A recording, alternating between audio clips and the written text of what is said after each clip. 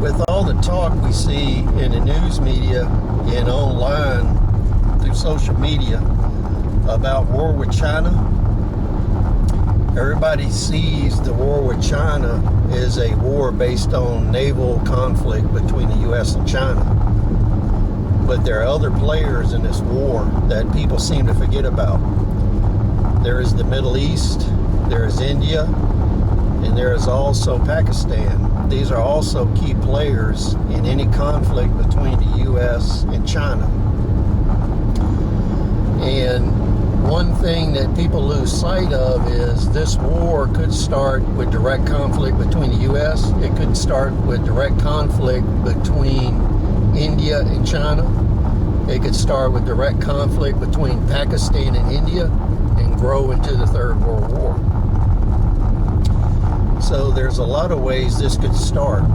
The sides are pretty much established, and conflict is amping up. There's a lot of economic conflict.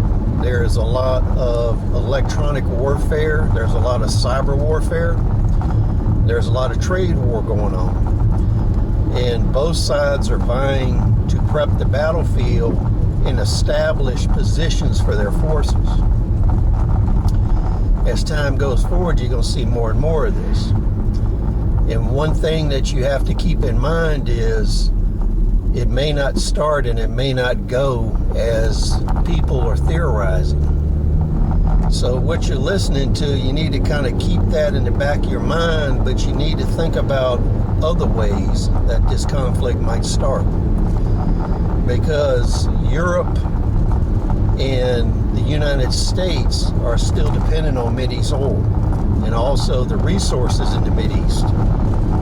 So another viable methodology for Chinese military conquest, since they have a foot mobile army, they could actually put 100 million men on the ground and have them march into the Middle East. And that could be how the war would begin.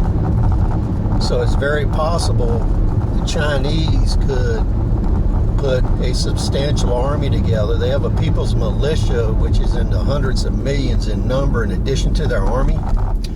All of their fishing boats, the people on there, they're armed and they're part of the people's militia. All their civilian aircraft are part of the people's militia. And I learned in the 1990s when China was selling surplus military weapons and ammunition into the U.S. market that the people's militia still holds stuff all the way back to World War II. And a lot of that stuff they had converted to 7.62 Tokarev, 7.62 by 54R, and 8mm Mauser, and also 7.62 by 39 so they can fire AK ammo in it.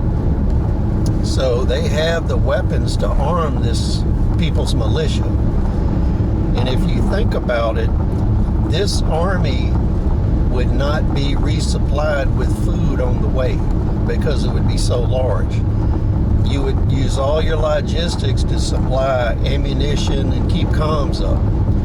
And it would be like an army you saw in the 1800s, where you could see this army moving across the countryside on the way to the Middle East. And the way this army would feed itself is it would consume and take everything within 200 or 300 miles perpendicular to its line of travel. So as it's headed to the Middle East, it will devour everything in its way in order to feed itself and sustain itself, only supplying itself with ammunition, fuel, and comms. So one of the most likely methods of attack by the Chinese military that's discarded in wargaming is them actually just walking into the Middle East. So please share your thoughts, rate, subscribe. See you on the next video.